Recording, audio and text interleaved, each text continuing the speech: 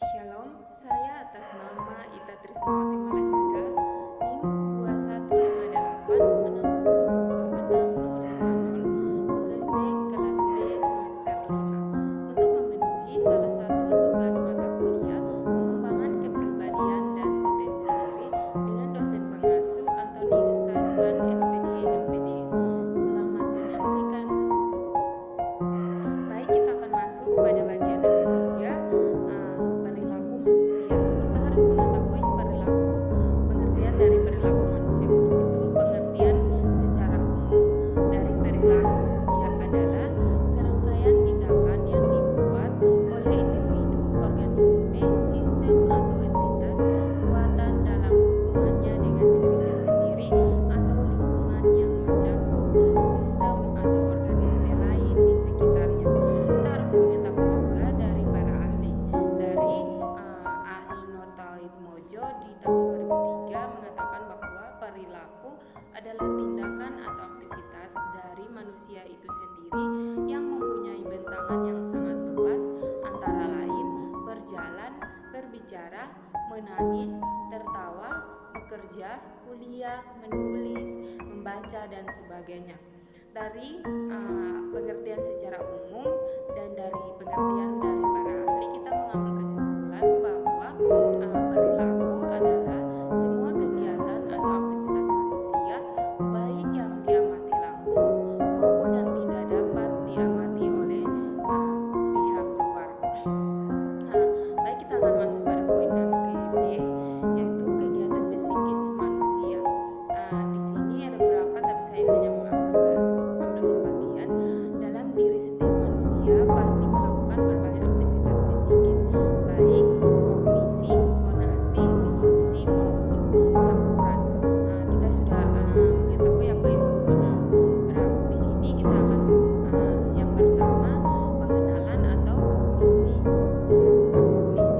Ketika seseorang mempunyai rasa ingin tahu tentang sesuatu hal, misalnya mengapa orang dapat tertawa, maka orang tersebut akan berpikir dengan menduga-duga tentang jawaban dari mengapa orang dapat tertawa. Lalu orang tersebut akan melakukan suatu pengamatan kepada objek pengamat menggunakan alat indera. Setelah itu, orang tersebut akan memberikan tanggapan sebagai tanda orang tersebut sudah agak mengerti mengapa orang dapat tertawa. Baik, di sini tanggapan seseorang dapat diwujudkan baik secara fisik maupun psikis. Misalnya dengan berkata "oh, mungkin", atau mungkin mengangguk-angguk, dan lain sebagainya. Setelah itu, orang tersebut akan memberikan mengingat kejadian-kejadian yang telah dialami dalam otak manusia tersebut. Baik, seseorang melakukan semua hal yang telah diulangi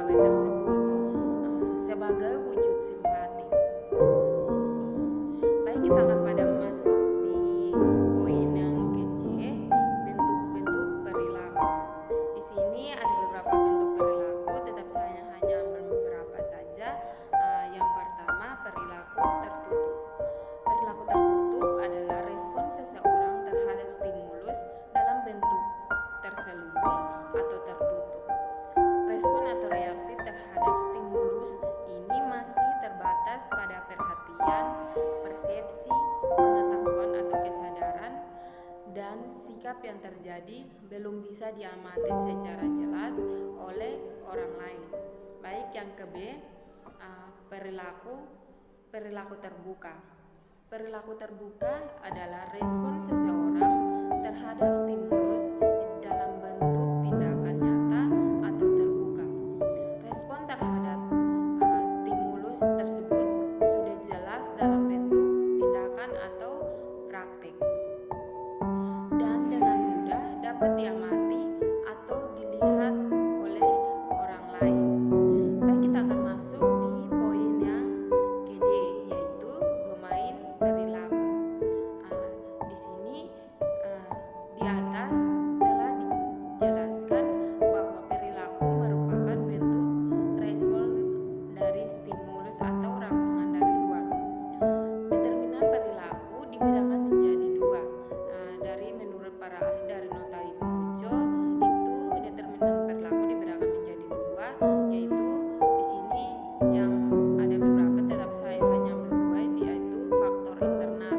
Yang pertama, karakteristik orang yang bersangkutan yang bersifat given atau bawaan, misalnya tingkat kecerdasan, tingkat emosional, jenis kelamin, dan sebagainya.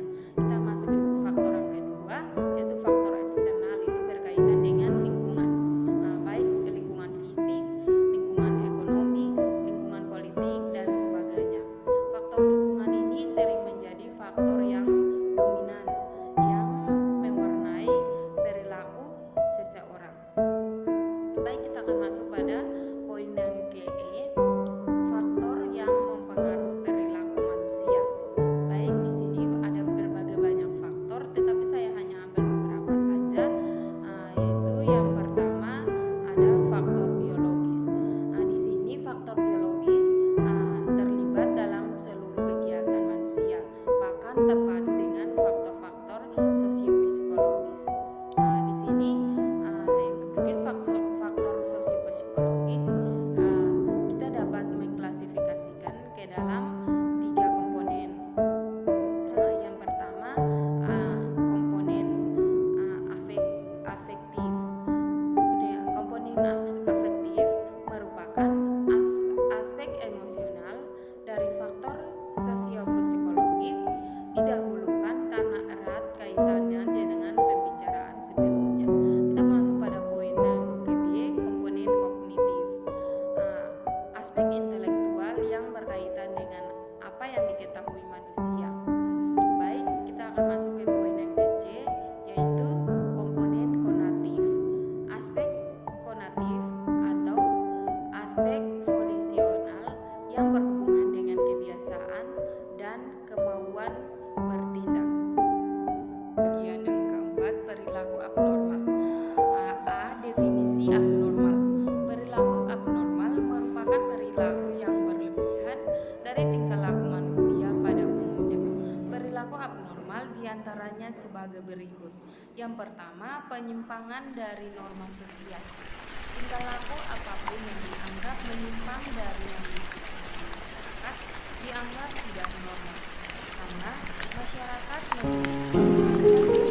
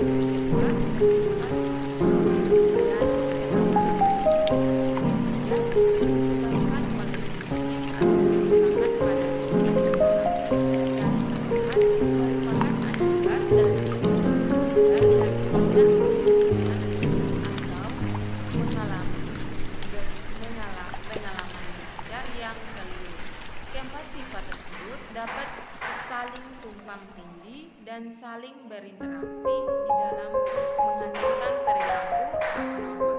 Baik, kita akan masuk pada poin yang D, kriteria pribadi yang normal. Di sini ada beberapa, ada banyak, tetapi saya hanya ambil beberapa saja. Yang pertama, memiliki perasaan aman. Kedua, memiliki penilaian diri. Ketiga, memiliki spontanitas dan emosionalitas yang kuat. Yang keempat, mempunyai kontak dengan realitas secara efisien. Yang kelima, memiliki dorongan-dorongan dan nafsu-nafsu jasmani yang sehat. Baik, kita akan masuk pada bagian kelima, persiapan pengembangan diri. Baik, dengan pengembangan diri, kemampuan kita jadi bertambah, dan ini akan memperkaya pengalaman kita. Selain itu, dari kemampuan diri yang meningkatkan juga dapat memperbaiki kualitas kita dalam belajar, bekerja, dan bergaul. Baik, kita sudah membaca sedikit ilustrasi. Sekarang kita akan masuk pada poin yang A, pentingnya pengembangan diri. Menurut Prima di tahun 2021, pentingnya mengembangkan diri ada dua, di antara lain yang pertama, keluar dari zona nyaman. Keluar dari zona nyaman adalah tindakan untuk mencari pengalaman baru, mengatasi ketakutan atau ketidaknyamanan, dan memperluas batasan diri. Keluar dari zona nyaman dapat membawa manfaat seperti meningkatkan kepercayaan diri, memperluas pengetahuan dan keterampilan, serta membuat peluang baru. Baik, kita masuk pada poin yang kedua, lebih percaya diri. Pengembangan diri yang dilakukan setiap hari membawa dampak positif yang besar dan akan mempengaruhi kegiatan sehari-hari yang kita lakukan. Kita akan menjadi lebih percaya diri karena merasa telah jauh berkembang dari yang kemarin. Kita tumbuh menjadi individu yang menguasai bidang pekerjaan, sehingga tidak ada lagi perasaan takut dicacat oleh orang lain karena tidak mampu menyelesaikan pekerjaan dengan baik. Baik, kita akan masuk pada poin yang D, cara pengembangan potensi diri. Di sini ada beberapa, tetapi saya hanya ambil beberapa saja. Kenali diri sendiri. Cara mengembangkan potensi diri, yang pertama itu kenali diri sendiri. Cara mengembangkannya diawali dengan mengenali diri sendiri. Mengenali diri sendiri terdengar sederhana, tapi ternyata tidak semudah itu. Menemukan kelebihan pasti lebih mudah dibanding dengan kelemahan. Oleh sebab itu, coba renungkan jawaban tersebut. Kita juga dapat meminta bantuan orang lain terdekat untuk mengetahui apa yang sebenarnya terjadi. Kelemahanmu mengenali diri sendiri penting agar kita dapat memiliki penilaian atas apa yang terjadi, keterampilan dan kinerja kita. Baik, kita akan masuk di poin yang B, terus belajar.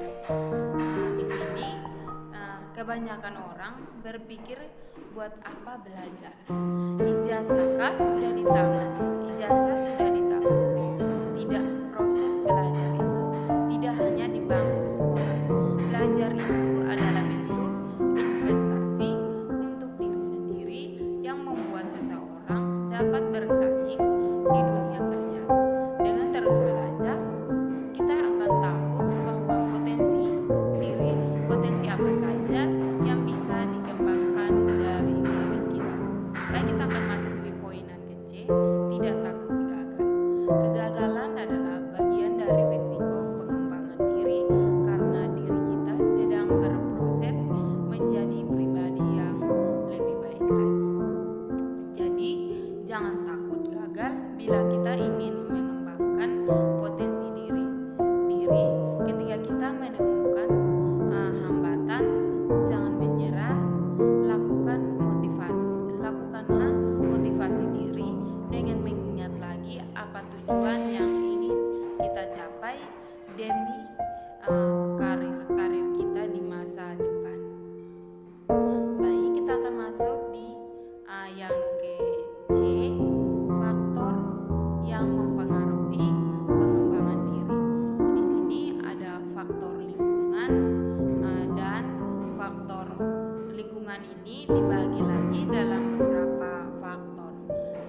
yaitu yang pertama itu ada di faktor yang lebih dominan, itu saya ambil di faktor keluarga.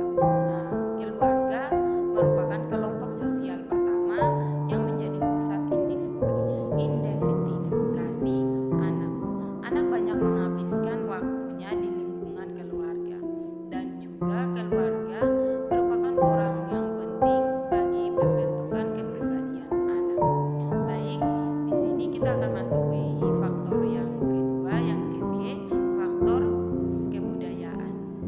Di sini faktor yang mempengaruhi juga ada kebudayaan. Pengaruh kebudayaan terhadap kepribadian dapat dilihat dari perbedaan masyarakat modern yang budayanya maju dengan masyarakat primitif yang budayanya masih sangat sederhana.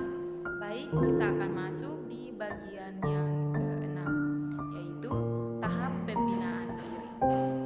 Di sini setiap orang tentu memiliki perjalanan dan pengalaman hidup yang berbeda. Ya, di sini dikatakan bahwa setiap orang tentu memiliki perjalanan dan pengalaman hidup yang berbeda. Namun tidak dapat dipungkiri dalam pengalaman hidup tersebut tidak lepas dari sejumlah persoalan atau masalah hidup. Pembinaan atau mentalititas bisa dilakukan di rumah, di sekolah, tempat keagamaan, dan program pengembangan kelompok tertentu. Beberapa langkah yang harus diambil pembinaan diri yang diskes dari https garing ide Wikiforum. Di antaranya itu ada beberapa, tetapi di sini saya hanya mengambil terlalu banyak, jadi saya hanya mengambil beberapa saja. Yang pertama, identifikasi tujuan pembinaan yang dilakukan seseorang mungkin ingin mengajar informasi yang spesifik atau mengembangkan keterampilan tentu.